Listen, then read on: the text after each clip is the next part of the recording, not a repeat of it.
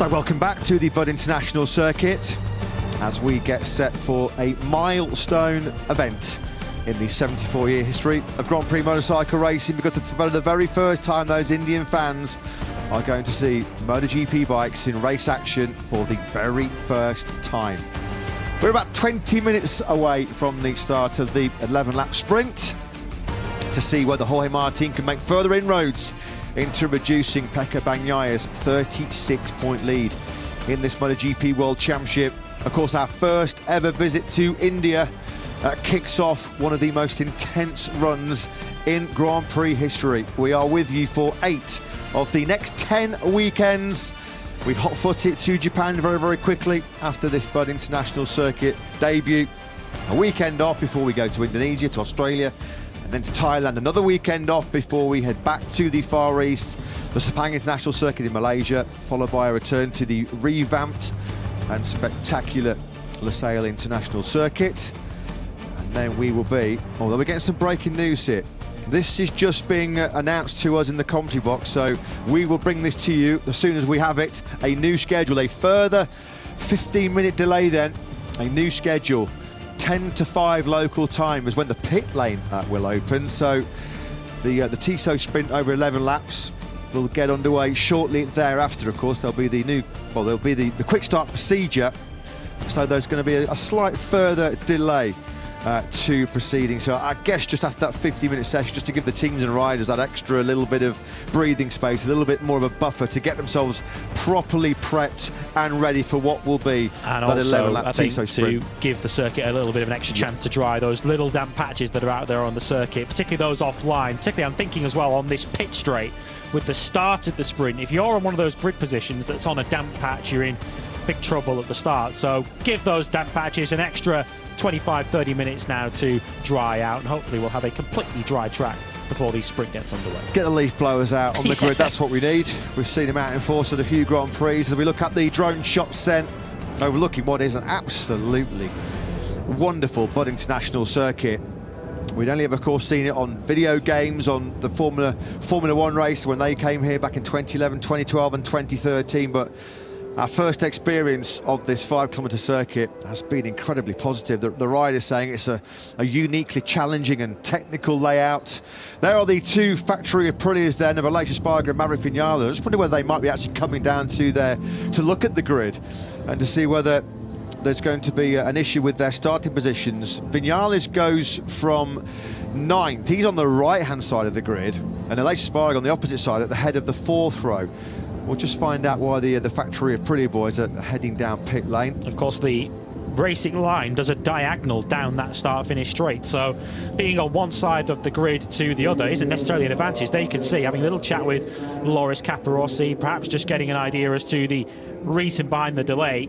And Aleix Espargaro there pointing to the grid, so perhaps Aleix Espargaro is just voicing his opinion that we need this grid to be dry. Of course, with the quick restart procedure, we don't have the usual grid procedure where the teams will all go out onto the grid.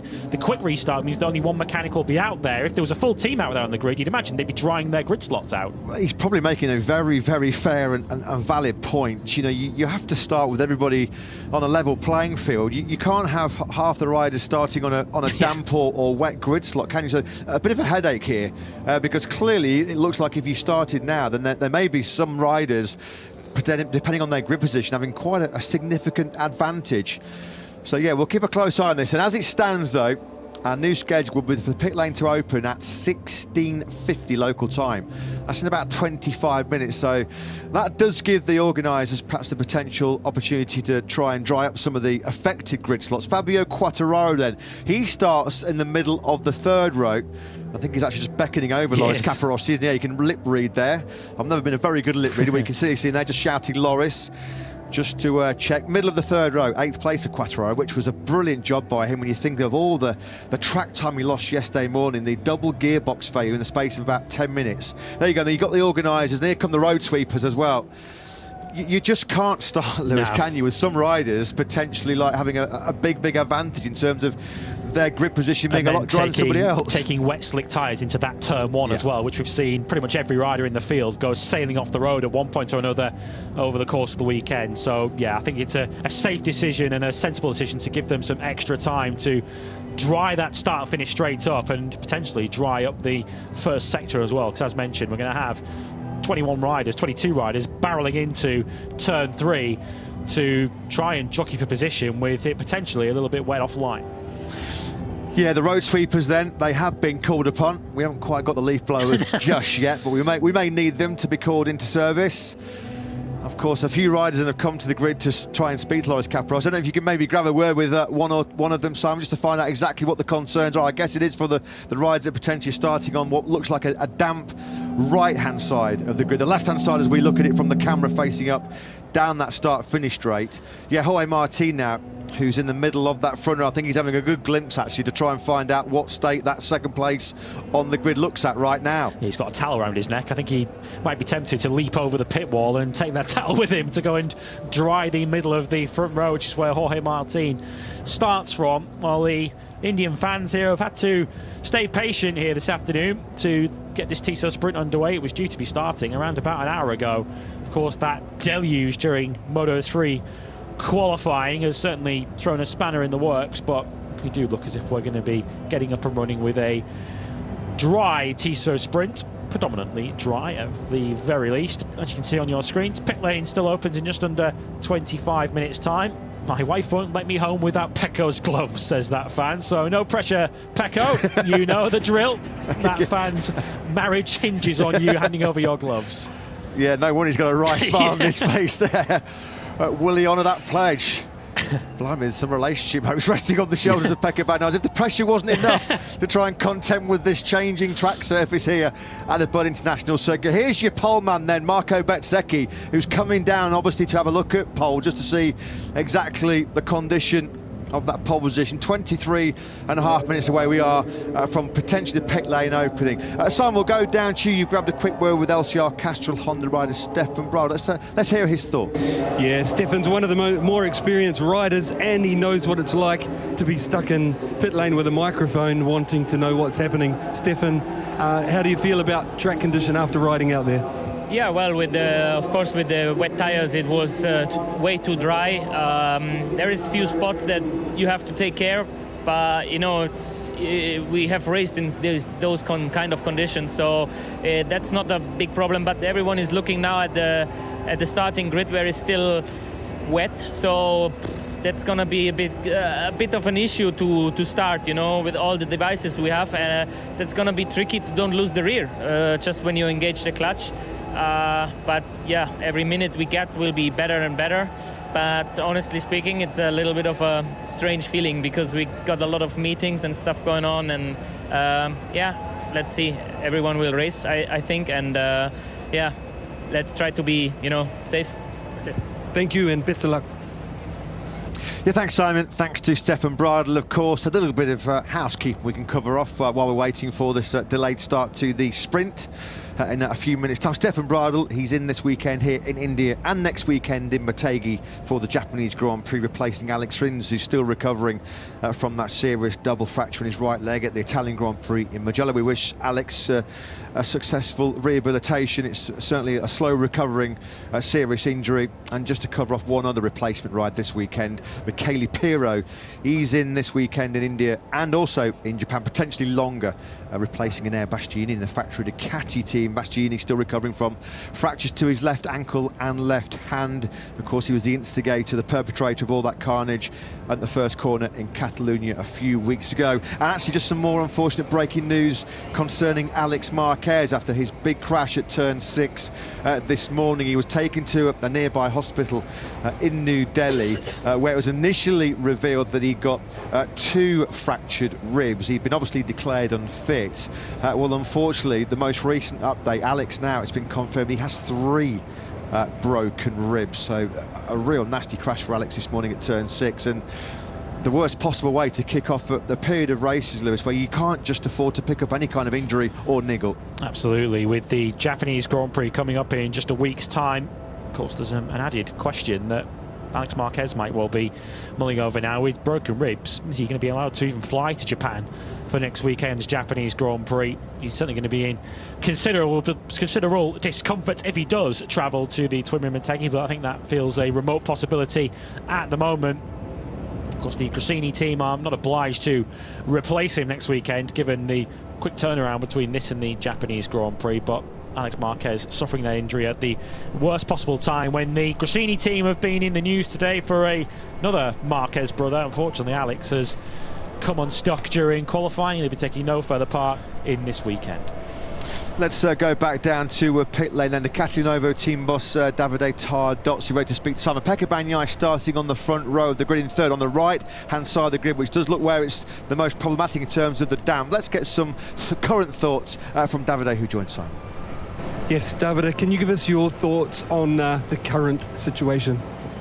I think that finally it shows that on the wet the tarmac has a good grip, but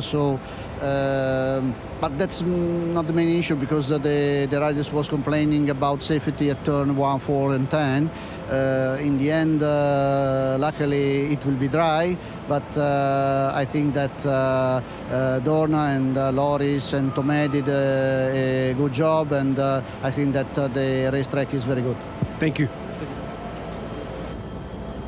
Thanks, Simon. Thanks to Davide Tardozzi. So some concerns about the wet patches then initially into the first corner, which was one of the really difficult corners for the riders to negotiate yesterday. I think Brad Binder said it was one of the toughest corners he's experienced in his entire Grand Prix career. Of course, you're decelerating from top gear close to 330 kilometres an hour into what's a very tight exit, particularly on that downhill swoop through turn 2. And I think every rider, all 22 riders at some stage yesterday, had run-offs or crashes. Well, this is good news, isn't it? At least Alex Marquez has come back to the circuit, but not where he wanted to be. He wanted to be in his leathers, getting ready for this Tissot sprint. 3 broken ribs then after that nasty crash at turn 6 this morning for Alex. I think he's actually just talking to Sky Italy right now, isn't he? He's just talking to our Italian TV colleagues. I wonder if one of the questions, because it was Sky Italy that yesterday that kind of kicked off the latest rumours about Marc Marquez today, and they're convinced that he'd signed. So you can bet that one of the questions coming the way of Alex from Sky Italy will be, you got your brother coming into the garage next season. Decisions which are going to be taken at a very high level. We have to remind you, of course, that Marc Marquez is under contract next year for HRC, which is something that he's reiterated on numerous occasions over the last few weeks. But clearly he has been pushing this Gresini Ducati agenda. Paolo Ciabatti telling Jack Appleyard this morning that things are happening behind the scenes.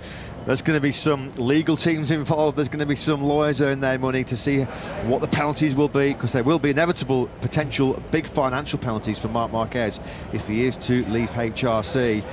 You do feel, Lewis, that the pivotal point, the moment, the key moment will be next weekend in Japan, where Marc will have the opportunity to meet face-to-face with senior Honda management, the big hitters, not just in HRC, but with the Honda Motor Company. I would be gobsmacked if we leave Japan next weekend without some kind of clarity on what Marc's destination is in 2024. Yeah, I mean, he's ultimately, I guess the question is, do you put a price on being competitive? Well, we're about to find out what the price is for Marc Marquez, because he's been through so much over the last few years to try and get back to winning again and being competitive again, and ultimately he's now in a position where physically he feels he's ready. But the motorcycle, unfortunately, within that Repsol Honda box is not. And as you guys were discussing this morning during free practice too, Marc Marquez would desperately, dearly love to stay at Repsol Honda. It would be with a very heavy heart that Marc Marquez would leave that team to go to Gresini Ducati. But ultimately, Marc Marquez, having been so loyal to Honda for so many years, ultimately now has to think about himself, and ultimately it's how selfish and how desperately does Marc Marquez want to win, which will ultimately sway him one way or the other when he makes his decision. Yeah, I think loyalty is one word that you would definitely associate with Marc Marquez. Throughout his Grand Prix career, he's kept his tight-knit crew behind him through many of them through his 125 Moto2 and MotoGP career as well. But that loyalty has been tested potentially beyond its boundaries, hasn't it? Even Marc Marquez feels like he has to go on to a potential new chapter, a new adventure in his Grand Prix career, because he's not here to make up the numbers.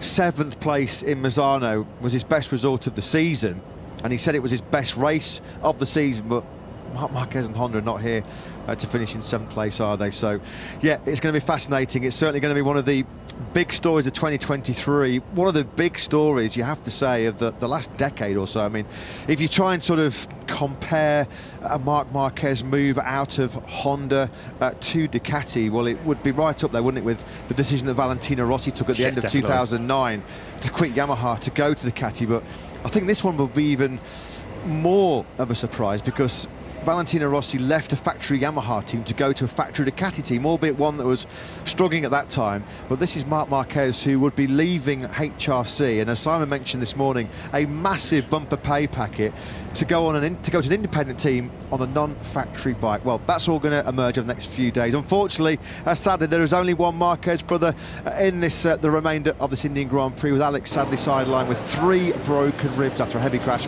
this morning. Alex is joining Simon now down in pit lane. He is, and he's a tough lad. I can see blood coming through a patch, plaster on his knee, some ripper bruises on his left elbow, and we've been told 3 broken ribs, and you're still smiling. Trying to not smile. This will be the most difficult thing to not do it in the next days. But yeah, fortunately I broke 3 ribs. Are painful for sure, and tomorrow will be even worse. But yeah, okay, I'm really sad to miss this race. Not 100%, but 90% I will jump also Japan. Also, I will miss Japan. So yeah, it's like this. Life sometimes is hard, and it's like this. But okay, we need to come back. We need to recover as soon as possible and be on the bike again. That our level is really good. Alex, it was looking good. You'd made it through Q2 already, and you were out there having another go. In general, you look like you're making friends with the bike. Yeah, I mean, I was feeling really good. We did some changes from yesterday, and the bike was really great. Just, last flying lap, trying to improve a little bit more, because I was not sure that 44.5 was enough to go in Q2. So I was just coming like 1/10 faster, trying to put everything together, but I did. That mistake is my mistake. I go in a little bit faster, I go a little bit wide, and then when I tried to open the gas, I was in the dirty part, and we know that is the tricky things.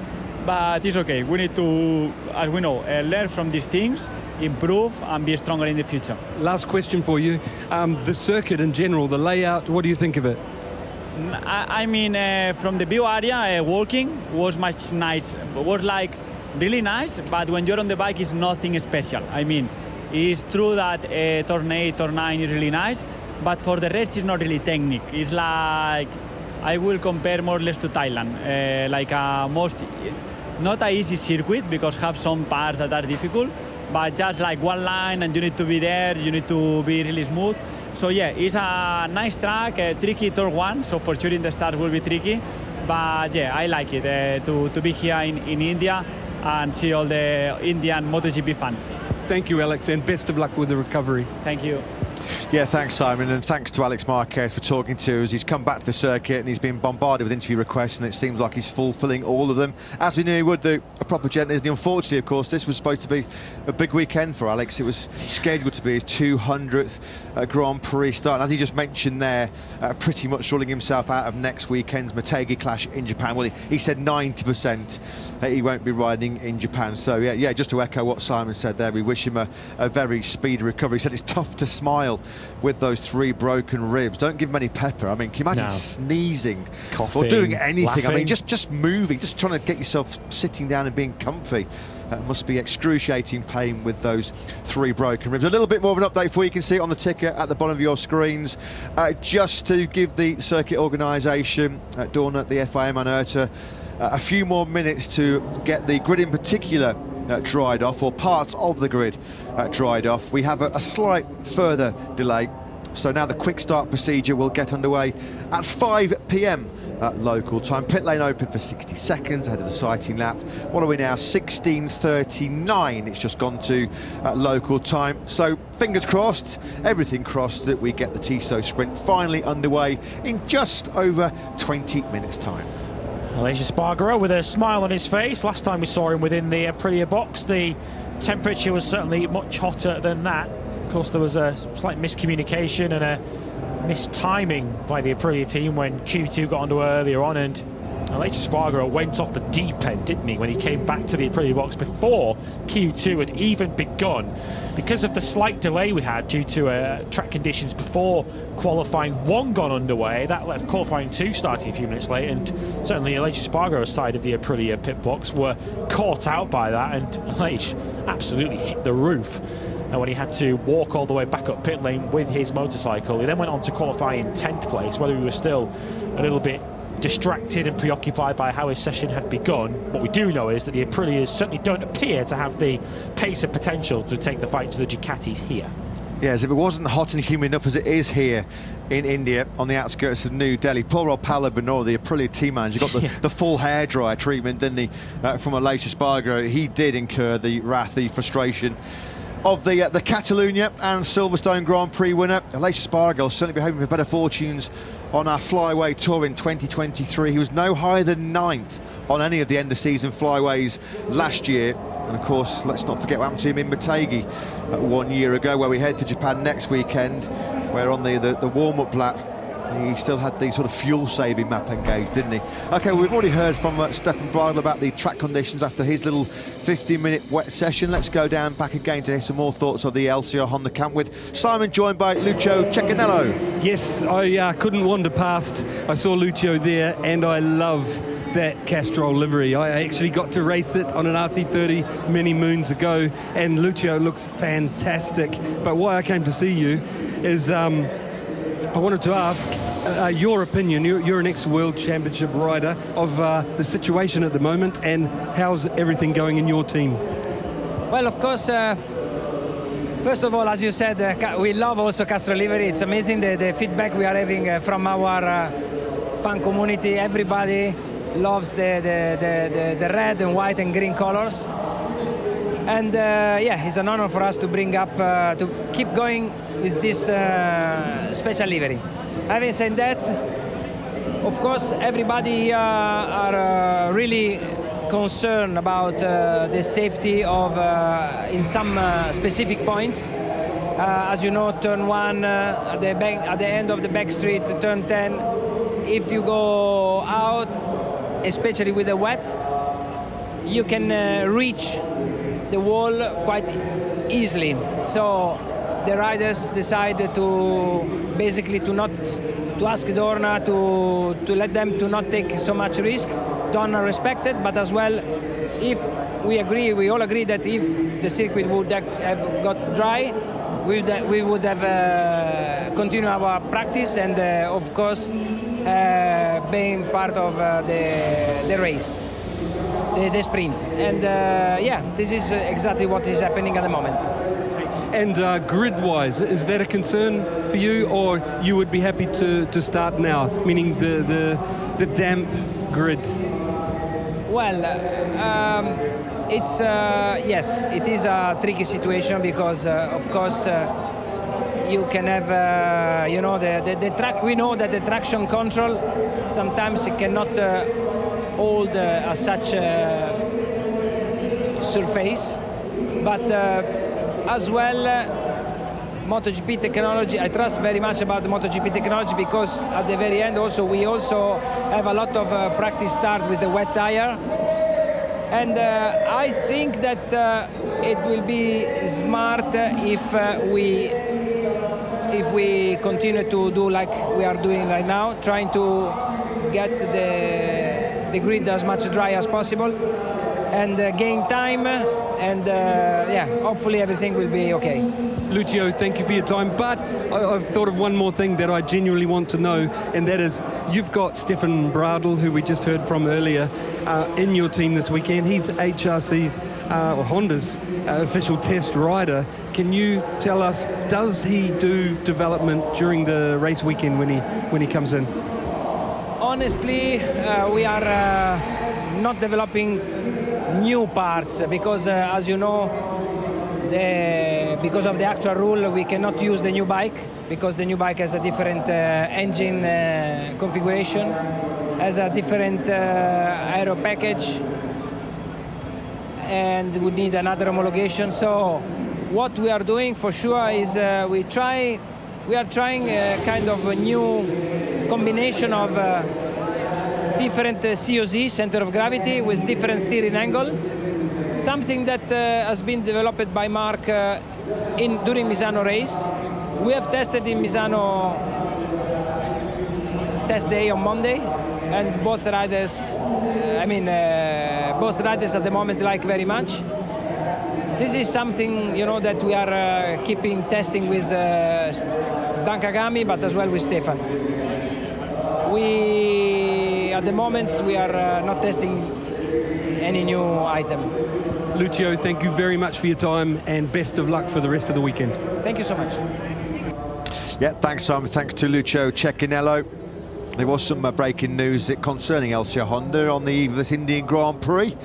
And some good news for the Japanese fans who we're looking forward to accompanying next weekend in Motegi, because Taka Nakagami has a contract extension with Lucio Cecchinello's squad, although he didn't celebrate it in fine style. He crashed twice on Friday, didn't he, yesterday, the 31-year-old Japanese rider.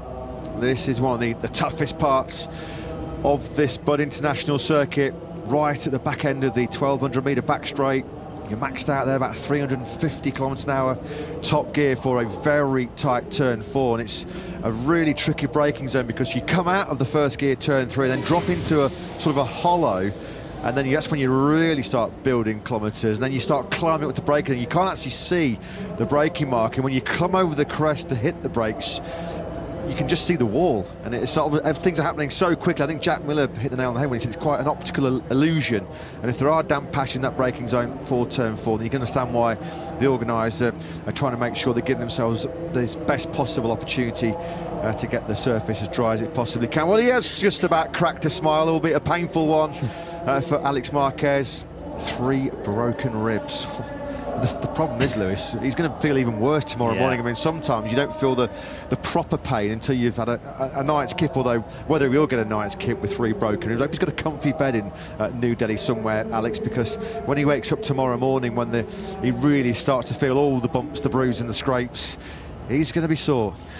He certainly is. And for Grassini, they're left with just one entrant in the remainder of this Grand Prix, and as mentioned, quite possibly next weekend too. In fairness to their sole remaining rider, Fabio Di Gianantonio, he's been having a pretty good weekend so far, only just missed out on a place in Q2 in qualifying this morning. So Di Gianantonio will go from the 4th row in 12th place. Marc Marquez in communication with his team, perhaps looking for the very latest information on the state of the pit straight, and also in terms of what kind of tyre choice they're going to go for. Of course, the temperatures here are so hot, so some of the riders were saying yesterday that it is by no means a guarantee that they would go for the softest rear tyre option in this sprint, although it has been reduced, of course, since they said that, by a lap. Maybe he was messaging Michele Massini, Grassini team boss there, saying, yeah, we're all good, I'm going to confirm next weekend I'll be a rider in 2024. Joking aside, this was how Marc Marquez set the 6th best time in this morning's Q2 session. He did it with more than a helping hand from the world champion. And how Joan Mir set the 5th best time as well. He did, not the first time. Just out your picture actually was Mir at this stage at the end of Q2. Not for the first time. Bagnaia has decided to slot in behind Pecco Bagnaia. There's the clear message. Marc Marquez 93. Please join Ducati. Gigi Paolo, so we love you. A 46 hat and cap on as well. Well, we want to see a shot. Now, I was going to say, please give us a shot of Marc inside the garage. He tried so hard. He tried so hard, didn't he, not to smile, but he just couldn't help himself. You've got to say, actually, when Alex Rins joined myself and Simon the commentary box in Misano a couple of weeks ago, I think Gigi Dall'Igna, there's a big screen right opposite the pit lane here. Absolutely brilliant. Loving this. Fantastic work from our colleagues in the IPF who bring you all of these brilliant live pictures. That was absolutely brilliant. I love that. What a 40 seconds that was. That's properly put a smile on my face going into this D-Zone sprint. That was superb. That's one way to guarantee you're going to be shown on TV. There'll be about 50,000 Indian fans with signs like that tomorrow trying to get themselves on screen. But yeah, the wry smile there from Marc Marquez kind of told its own story, didn't it? He knows full well that he is the talking point of the MotoGP paddock right now. Well, when Alex Rins, I was going to say, when Alex Rins joined myself and Simon the commentary box for a brief brilliant stint in Misano. He said, you know, Marc's absolutely reveling and enjoying all this sort of gossip and talk about him. He's not been making too many headlines on circuit over the last couple of years, has he? So enjoying his name firmly back in the limelight. And I get the impression as well that I think Marc actually has alluded to, said, yeah, he's actually been quite enjoying sort of keeping the press, shall we say, on their toes. Certainly in terms of their keyboards, because they might get red hot again next week when Marc finally does make his decision. I have to say, I've been very, very impressed as an ex-journalist myself, you know, for them to have kept such big news a closely guarded secret. If there is big news, after all, then they've done an exceptional job. But yeah, I just love that. Marc couldn't help himself, could he? He was really, really trying to keep that grid in, wasn't he? But couldn't quite help himself. Well, he did send that very mischievous tweet on the Thursday of, I believe it was Misano, where he tweeted, "Things are happening," in Spanish, with a rather mischievous grin on his face. And things are certainly happening at the moment, and we're expecting perhaps that long-running saga to come to a head in the next week or so. And as you say, they're so good within the Marquez family, and I don't just mean the actual family, but the MM93 umbrella, if you like, at keeping things under wraps, particularly if you think back to his surgeries that he had and that road back from his injuries that started back in Jerez in 2020. We never really heard any updates, did we, from Marc Marquez until he went under the surgeon's knife. So one thing Marc Marquez is good at is trolling the media, but he's also very good at keeping a secret. Yeah, he certainly is. So then, as we're hopeful of getting underway in just under 10 minutes time for a quick start procedure at 5 p.m. Local time. Brad Binder's had some tough luck this weekend, particularly with yellow flags at the end of practice yesterday and in qualifying this morning. He starts from the head of the fifth row in 13th place, a couple of places ahead of his teammate Jack Miller. They've had a VIP guest, a monkey's been keeping them company inside the factory KTM garage as well this weekend. But MotoGP is no monkey business, is it? Let's go and find out some pre-sprint thoughts from their team manager Francesco Guidotti, who's with Simon. He is, kind of. He just started yelling to Gino Pramac, team manager, Gino Bussoy, and they're just discussing something right as you came to us. But I think if we give them about 10 seconds, they're looking at a group of what's happening today, discussing it. But I'm sure Francesco will come to me in a moment.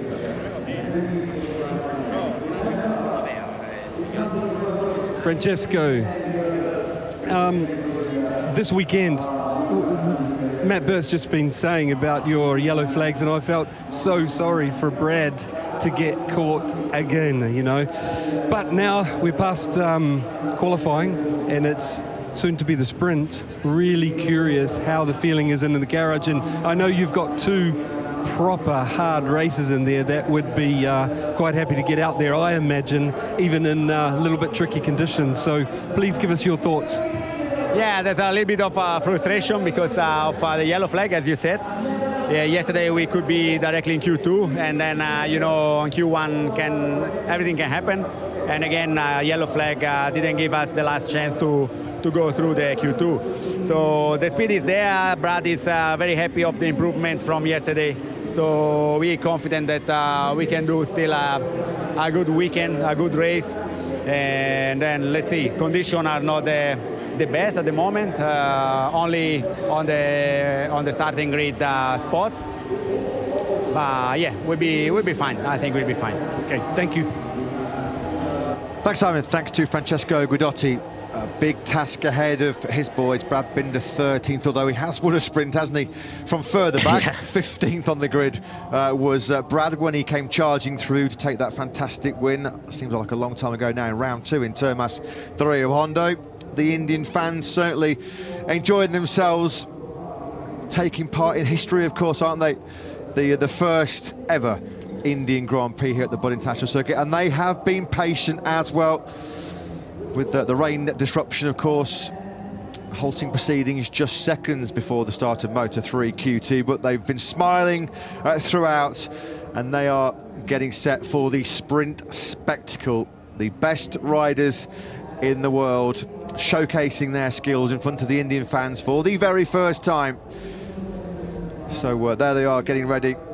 We're just about, what, 6 or 7 minutes away from a pit lane opening.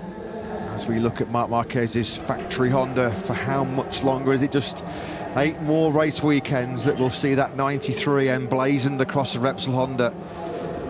couple of years ago, you just couldn't have ever imagined a scenario, could you, where Marc Marquez would have even contemplated for a millisecond parting ways with HRC, but that's where we're at in 2023.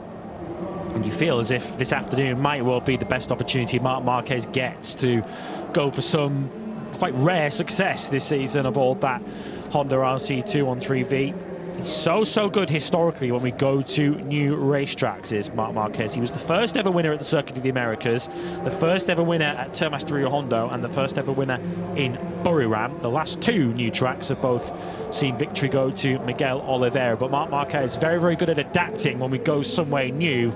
So can he put those skills to good use in this 11-lap sprint that's coming up shortly?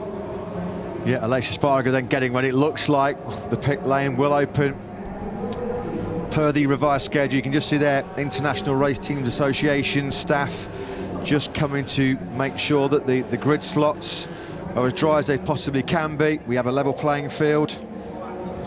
Marco Bezzecchi then getting ready to start from pole position. The 24-year-old Italian, his fourth career pole in MotoGP, just the 8th time he's headed the grid in his 125 Grand Prix career. Marc Marquez getting ready, fully focused. Well, potentially these low grip conditions with all the rubber washed away by the rain, perhaps playing to the hands of Marquez. Certainly when you look at the three riders, or the three riders on the front row that are ahead of him, he's got absolutely nothing to lose, has he, in terms of the championship. Marquez, points have been few and far between. In fact, after Dani Pedrosa's brilliance, he scored points. He's now behind Pedrosa in the World Championship.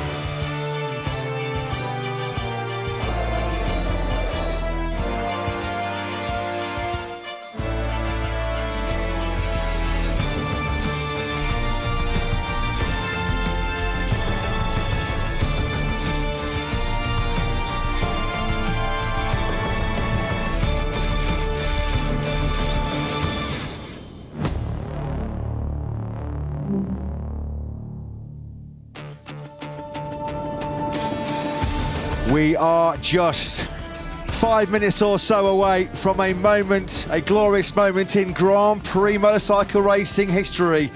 For the very first time, MotoGP races at the Bud International Circuit in India, with Marco Bezzecchi launching from a milestone pole. Top three in the championship on the front row. Bezzecchi from Martin and Bagnaia. Luca Marini starts fourth from the Repsol Hondas from a season-high fifth for Joan Mir.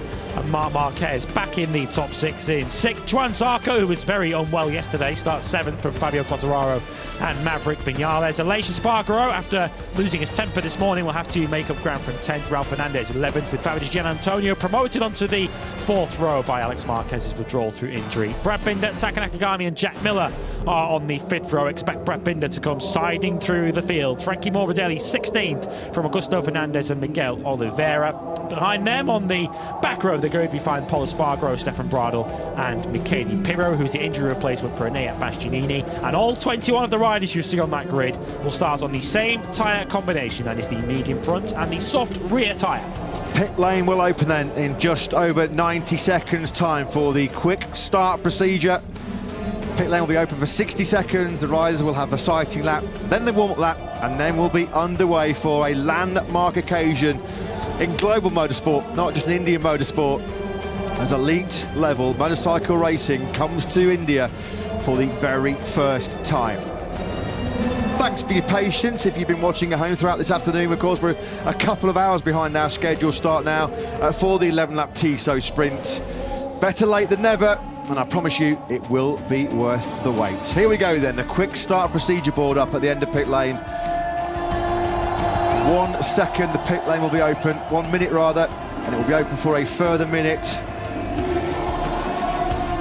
have seen them think, wasn't it, a full dry TSO sprint just those couple of hours ago when we had torrential rain battering this Bud International circuit. You can hear the local announcer in the background. He's getting those Indian fans whipped up into a frenzy, isn't he? As we mentioned, they have been patient, they've had to bide their time for this historic moment, but they are going to see 22 of the best riders in the world on 22 of the fastest motorcycles in the world. Exotic multi-million-pound prototypes built purposely for racing. We're looking forward to this one, Lewis. Always a privilege and pleasure, isn't it, to take part in a milestone event, a chapter in history for Grand Prix motorcycle racing. And here we go. It's been not weeks in the making, not months in the making, but years in the making as we get set for Grand Prix MotoGP race action in India for the very first time. So the pit lane will be open for 1 minute. There you can see the clock counting down. Never thought we'd see a countdown clock reach 0 this afternoon. The number of times the sprint got delayed. The sun's starting to set, isn't it now? I was about to say, what is going to be interesting when this sprint gets underway is how low the sun is, and whether any of the riders might well have changed their normal visor that they would go out with in these conditions, because as you say, the sprint was meant to get underway best part of 2 hours ago here in New Delhi, and the sun actually does set here in just over an hour from now, so we're not in danger of this sprint failing to complete in full daylight.